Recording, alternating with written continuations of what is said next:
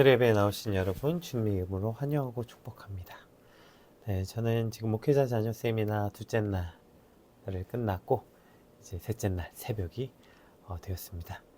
여러분이 같이 또 기도해 주신 덕분에 이곳에 참 많은 하나님의 은혜가 있고 그곳에서도 이렇게 함께 예배할 수 있다는 게 얼마나 기쁜지 모르겠습니다. 네, 그래서 오늘 조금 제가 목소리가 조금 낮더라도 조금 양해를 부탁드리고요. 또 어제 말씀드렸던 것처럼 제가 원래 이렇게 녹화를 하면 원래 저희 라이브 하는 시간에 업로드를 하는데 저희가 지금 세미나 기간 동안에 같은 본문으로 아침 큐티를 하고 있어서 좀 미리 보실 수 있도록 바로 업로드가 된다는 점 양해 말씀드리면서 오늘 우리에게 주신 하나님의 말씀 함께 살펴보겠습니다. 요한복음 12장 1절에서 11절까지 말씀입니다. 유월절 엿새 전에 예수께서 베다니에 이르시니 이곳은 예수께서 죽은 자 가운데서 살리신 나사로가 있는 곳이라. 거기서 예수를 위하여 잔치할새 마르다는 일을 하고 나사로는 예수와 함께 앉은 자 중에 있더라. 마리아는 지극히 비싼 향유 곧 순전한 나드 한 근을 가져다가 예수의 발에 붓고 자기 머리털로 그의 발을 닦으니 향유 냄새가 집에 가득하더라. 제자 중 하나로서 예수를 잡아줄 가룟 유다가 말하되 이 향유를 어찌하여 300데나리온에 팔아 가난한 자들에게 주지 아니하였느냐 하니 이렇게 말하면 가난한 자들을 생각함이 아니요 그가 도둑이라 돈 괴를 맞고 거기 넣는 것을 훔쳐가미러라. 예수께서 이르시되 그를 가만두어 나의 장래할 날을 위하여 그것을 간직하게 하라. 가난한 자들은 항상 너희와 함께 있거니와 나는 항상 있지 아니하리라 하시니라. 유대인의 큰 무리가 예수께서 여기 계신 줄 알고 오니 이는 예수만 보기 위함이 아니요 죽은 자 가운데서 살리신 나사로도 보려 함이로라.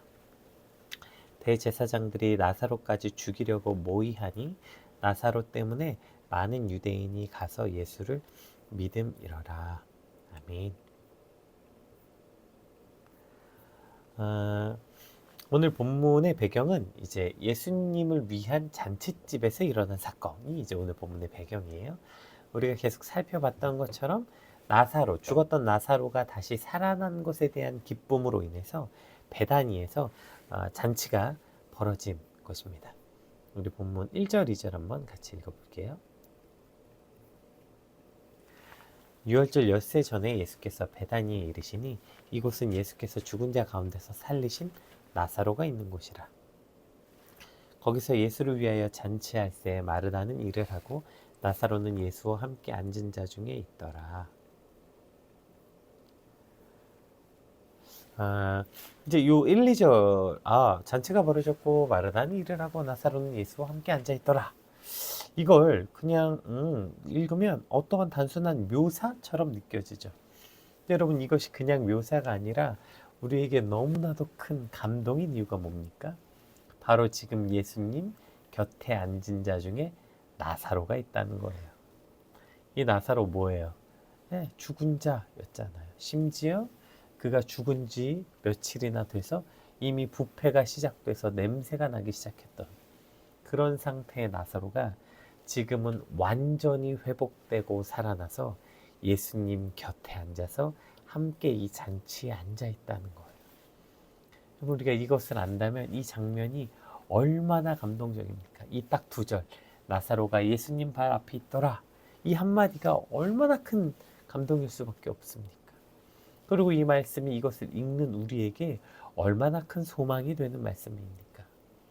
죽은 자를 다시 살리신 예수님, 그리고 언제 죽었냐는 듯이 완전한 회복을 해서 예수님의 옆에 앉아있는 이 나사로처럼 오늘 저와 여러분의 인생도 우리 삶도 그렇게 완전한 회복과 그 살아남이 있게 될 거라는 이 소망의 말씀 아니겠습니까? 때론 우리 삶이 완전히 망가지고 죽은 것 같이 보일지라도 심지어 부패할 만큼 냄새나는 그러한 상태일지라도 여러분 예수님은 그 모든 것에서 우리를 완전히 살리시고 완전히 회복시키시는 분이라는 것입니다. 그리고 그 죽은 자를 다시 살리시고 회복하신 예수님께서 오늘 죽음의 자리에서 이제 이 기쁨의 잔치의 자리에 함께 앉자고 우리를 초청하고 계신다는 것이죠. 오늘 말씀 앞에 계신 여러분 중에 혹시 죽음과 같은 시간을 보내고 계십니까? 아니면 내가 마치 죽은 것 같은 상태이십니까? 우리 인생에 그렇게 깊은 절망과 깊은 어두움일지라도, 마치 죽은 것 같은 삶인지라도 그곳에 예수님은 찾아오시고요. 거기 가셔서 내 사랑하는 나사로에게 가자 말씀하시고 그곳에 오셔서 죽은 나사로를 살리신 것처럼, 오늘 그 죽은 것 같은 삶을 살아가는 저와 여러분의 삶에 예수님께서 오셔서 다시 살리시고 회복시키시는 그 예수님을 경험하는 저와 여러분의 오늘이 되시길 주님으로 축복합니다. 그분은 오셔서 다시 살리시고 완전한 회복을 명하시는 예수님이십니다. 아멘. 자, 이렇게 이제 나사로가 이제 살아났고, 이제 그 잔치에서 일어난 아주 유명한 사건 하나가 기록되어 있죠. 우리 3절에서 6절 한번 같이 읽어보겠습니다. 마리아는 지극히 비싼 향유 곧 순전한 나드 한 근을 가져다가 예수의 발에 붓고 자기 머리털로 그의 발을 닦으니 향유 냄새가 집에 가득하더라. 제자 중 하나로서 예수를 잡아줄 가룟 유다가 말하되 이 향유를 어찌하여 300데나리온에 팔아 가난한 자들에게 주지 아니하였느냐 하니, 이렇게 말함은 가난한 자들을 생각함이 아니요 그는 도둑이라 돈 괴를 맞고 거기 넣는 것을 훔쳐가미러라. 예수께서 이르시되 그를 가만두어 나의 장래할 날을 위하여 그것을 간직하게 하라. 가난한 자들은 항상 너희와 함께 있거니와 나는 항상 있지 아니하리라 하시니라. 아멘. 우리가 너무 잘 아는 사건이죠. 마리아가 예수님께 향유를 붓는 사건. 이거 찬양 가사로 참 많잖아요. 찬송가도 있고 복음성가도 있고 향유 옥합을 깨뜨린다, 이러한 표현으로 기록되어 있는 이 사건이요. 이제 마리아가 아주 비싼 향유 곧 순전한 나드 한 근을 예수의 발에 부었대요. 이 향유가 얼마나 비싼 건지 가룟 유다의 말에 통해서 알 수 있죠. 그가 이 향유를 300데나리온에 팔 수 있다고 말해요. 이 한 데나리온이 그 노동자의 하루 품삯이었거든요. 그럼 300데나리온은 연봉이 1년 연봉. 뭐 지금으로 따지면 여러분 수천만 원의 가치를, 대단하죠? 진짜 비싸긴 비싸죠. 저 향유, 그 순전한 나드, 저게 뭐 히말리아 뭐 어디서 나오는 뭐 그런 아주 비싼 기름인데요. 어쨌든 저 정도의 가치를 가지고 있었던 아주 비싼 물건이었죠. 그것을 예수님의 발에 붓는 걸 보고 가룟 유다가, 야, 그걸 300데나리온에 팔, 야, 그 수천만 원짜리인데 그거 부어서 없애는 게 말이 되냐? 그거 팔아서 가난한 자들에게 주었으면 얼마나 많은 일을 할 수 있었는데 왜 그렇게 무식한 짓, 멍청한 짓을 했냐? 왜 그런 낭비를 했냐? 지금 이렇게 책망하는 장면이 이제 오늘 본문이죠. 그리고 오늘 성경은 가룟 유다가 그렇게 책망한 이유가 뭐 가난한 사람에게 관심이 있어서가 아니라, 그거 팔면 자기가 돈을 맡았기 때문에 그거 팔아서 자기 주머니에 넣을 수 있었는데 그걸 못해서 결국 자기 이속을 챙기려는 목적 때문이었다까지 기록되어 있습니다. 그러니까 지금 가룟 유다의 말에 의하면 이런 거 아니에요. 야, 왜 이렇게 비합리적으로 일했냐? 야, 합리적으로 해야지, 현실적으로 해야지, 지혜롭게 해야지, 이렇게 지금 말한 거죠. 그런데 입으로는 합리적, 현실적, 지혜롭다 떠들지만 결국 본심은 뭐예요? 내 욕심을 이루지 못했어요. 내 이득과 부합하지 않았기 때문에 비난한 거예요. 내 욕심을 채우지 못해서 비난한 거라고요. 안타깝게도 가룟 유다는 이것을 끝까지 발견하지 못했던 것 같아요. 그러니까 스스로도 자기 기만에 속은 거죠. 내가 지금 누군가를 비판하고 판단할 때 우리도 돌아봐야 돼요. 그게 진짜 뭐 저 사람은 왜 이렇게 합리적이지 않나, 비현실적인가, 왜 저렇게 멍청한 짓을 했나, 이런 어떤 비난을 할 때 그게 결국 내 욕심을 이루지 못해서 하는 비난은 아닌가?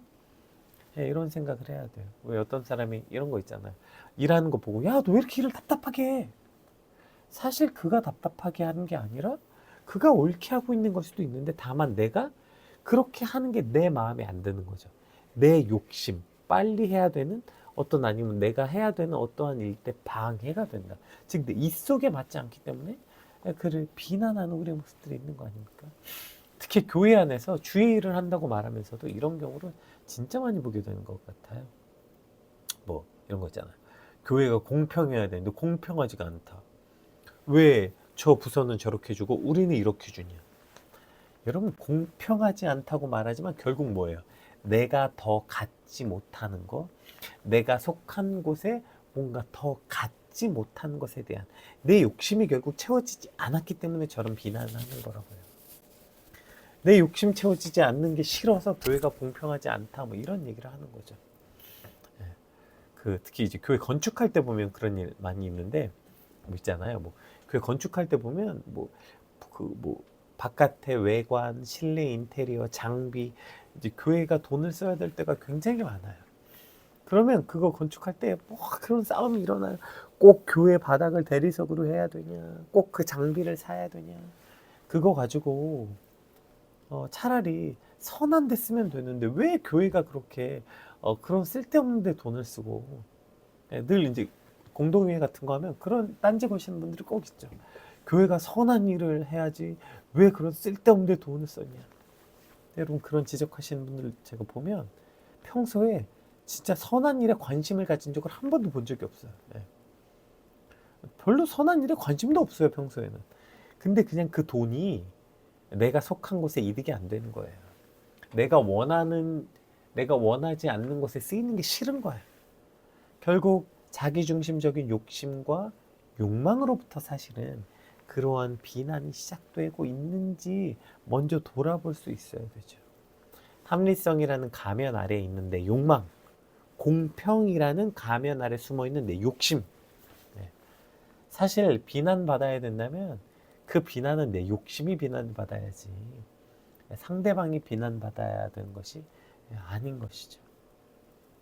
오늘 본문에 보면 이렇게 자기 욕심과 욕망이 쌓인 그 대표적 오류, 그렇게 사람이 자기 욕심과 욕망이 쌓이면 어떤 오류를 범하는지 보게 되는데요. 여러분, 오늘 마리아가 예수님께 한 행동이 뭡니까? 내게 있는 향유 값 주께 가져와 그 발 아래 입맞추고 깨뜨립니다. 자, 우린 늘 이걸 이 비싼 수천만 원짜리 향유를 붓다니. 여러분, 3절 보시면 마리아가 한 행동은 두 가지입니다. 그것만 분 게 아니에요. 자, 순전한 나한테 한 근을 가져다가 그 발 아래 붓고, 그 다음에 뭐 있어요? 자기 머리털로 그의 발을 닦았고 향유 냄새가 집에 가득하였더라. 지금 마리아가 한 행동은 그냥 그 향유만 부은 게 아니라 머리털로 예수님의 발을 닦았고 그로 인해서 그 온 집안이 향유 냄새로 가득했던 거예요. 근데 이 뒤에 건 몰라. 기억 안 나. 앞에 것만. 야, 그 비싼 수천만 원짜리 향유를 부었대. 왜요? 내 관심은 거기 있으니까. 야, 얼마짜린데? 야, 이거 얼마나 비싼 옷인데? 뭐고? 얼만데? 그거 팔면 얼마 주는데? 마리아가 자신의 머리털로 예수님의 발을 닦은 이 완전하고 순종한 헌신의 모습은 몰라, 안 보여. 일단 얼만데? 여기에만 관심 있어. 이런 표현 좀 그렇지만 모 눈엔 뭐밖에 안 보인다고 하잖아요. 욕심과 욕망이 쌓이면 이거밖에 안 보여. 얼만데? 그 눈에 드러난 거밖에 안 보여요. 당시 유대 문화에 머리카락은요, 여인에게 있어서 영광과 자존심이었거든요. 머리카락 자체가. 그래서 고린도전서 11장 15절에 보면 머리털은 여인에게 영광이다, 이런 표현들이 나오죠. 마리아는, 그러니까 여인에게 있어서 머리카락은 가장 소중하고 자신의 자존심 같은 거라고. 그것을 그 자신의 머리카락으로 예수님의 발을 닦음으로 자기 자신의 완전히 낮아지는 거야. 그리고 그 모든 걸 내려놓고 전부를 걸고 예수님을 섬기고, 저게 자신의 프라이드라니까요. 저게 자기의 영광이라니까요. 그 모든 영광으로 주를 섬기는, 예수님을 섬기고 사랑하는 헌신의 표현이 바로 머리카락으로 발을 닦는 일이었다고요. 그리고 이것을 통해서 온 집안에 향기가 가득해진 거예요. 자신의 것을 깨뜨려 그곳에 있는 모든 이들에게 향기를 전하고.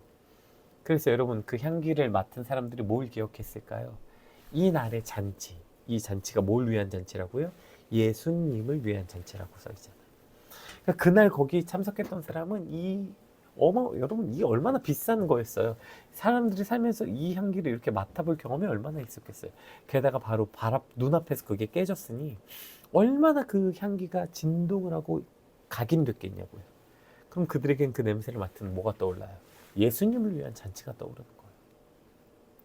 그 여인의 그 역할을 통해서 이런 일들이, 이 보이지 않는 놀라운 가치들이 일어났다고요.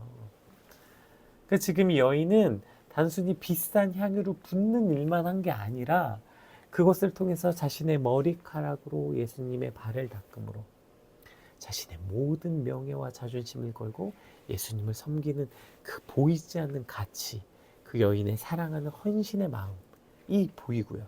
또 그걸 통해서 많은 이들에게 예수님을 위한 잔치를 더욱더 각인시키는 이러한 일들을 있는데, 지금 이 누구예요? 이 가룟 유다 눈에는 저 돈밖에 안 보여. 저 향유 부은 거밖에. 아유 아까워라. 그 여인이 머리로 발을 닦든가 말든가, 뭐 그 향유가 온 집안에 가득하든가 말든가 관심 없어. 내 모든 관심은 뭐예요? 야, 그래서 그거 돈 돼 안 돼? 아, 그거에서 얼마 버는데? 너 얼마 벌어?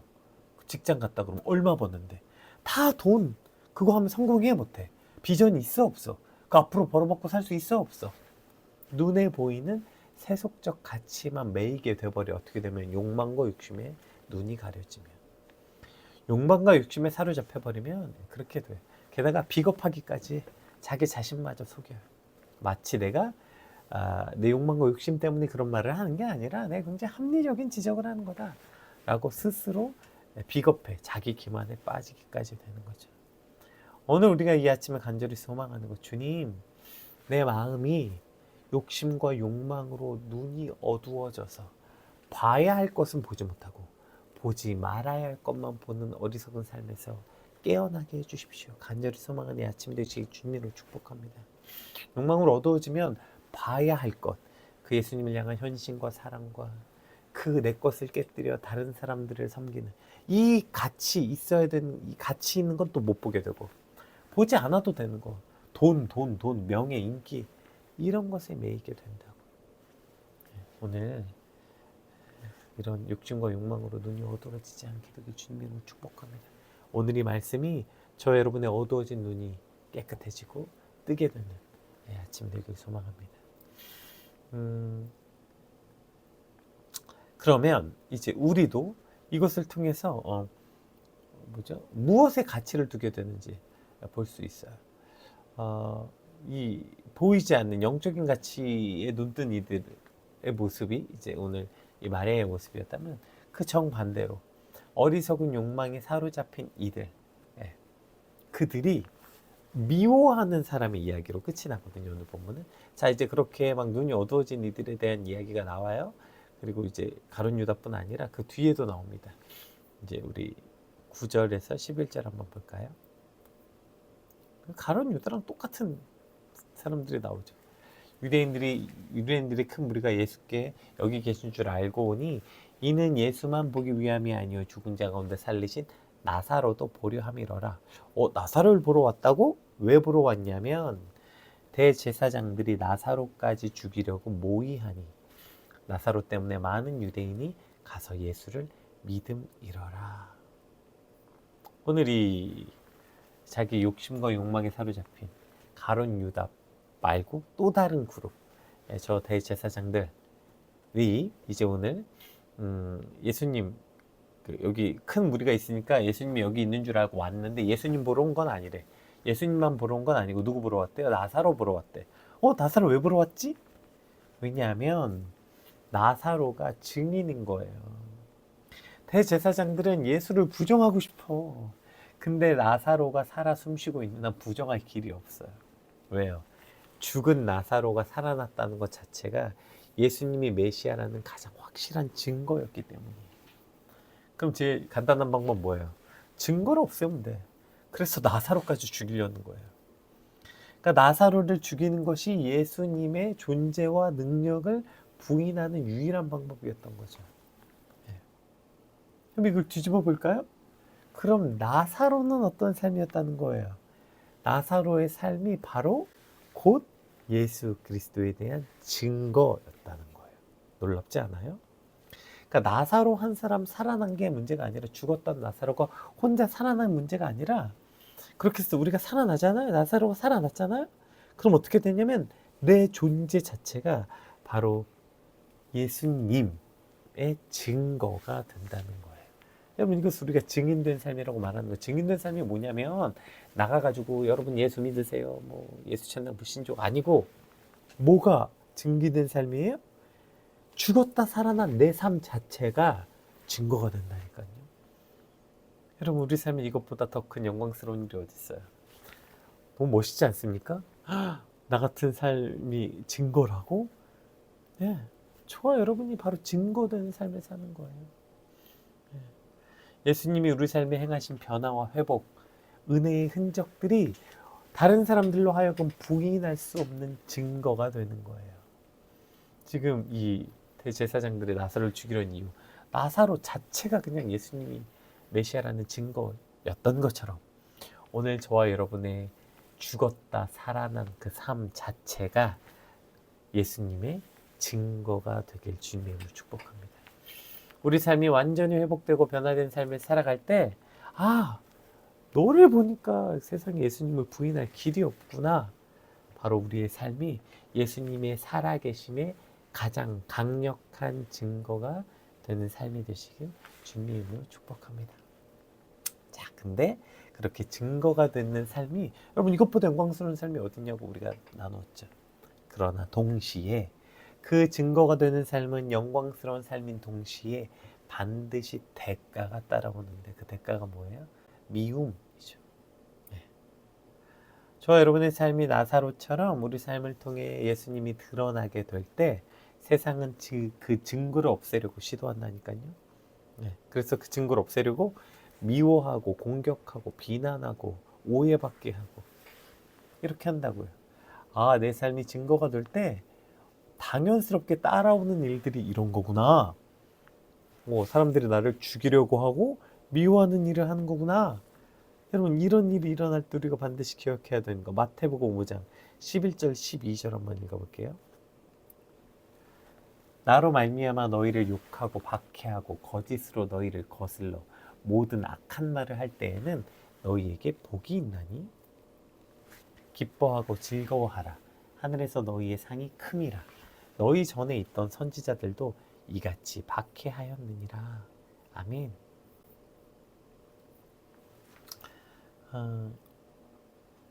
우리가 이렇게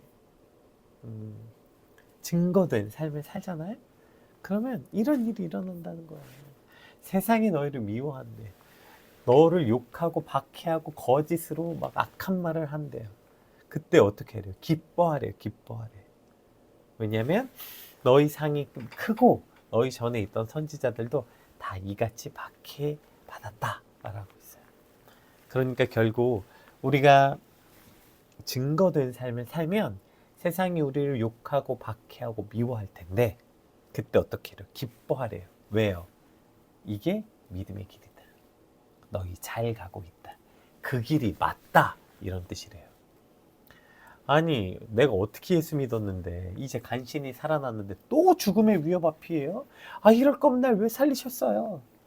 아니 이제 막 간신히 은혜 한번 받았는데 이제 좀 회복됐나 싶었는데 근데 또 이렇게 우리가 고난 가운데 빠진다고요?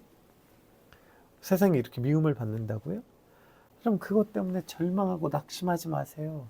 그것이 우리 삶이 그리스도의 증거라는 가장 확실한 증거라니까요.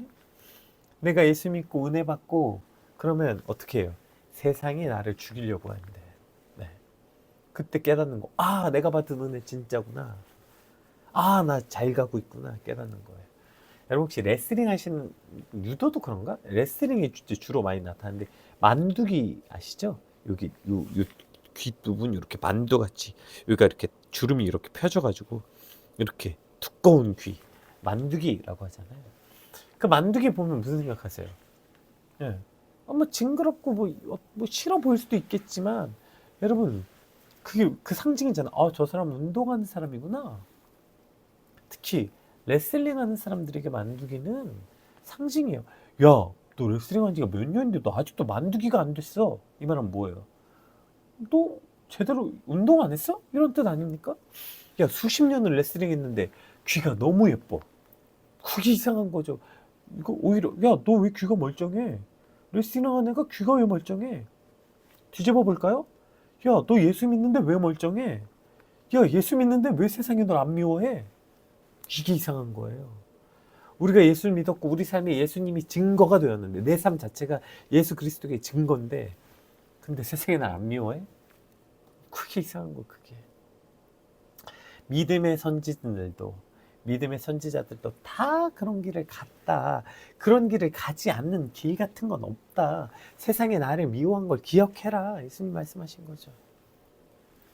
여러분, 증거가 되는 삶을 살면 반드시 이 세상이 우리를 증거를 없애려고 하는 게 당연해요.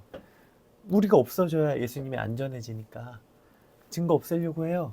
길을 쓰고 우리 삶을 박해하고 또 어렵게 하죠. 그때 여러분 기뻐하고 즐거워하게 되실 주님의 이름으로 축복합니다. 왜요? 아, 내가 받은 거 진짜구나.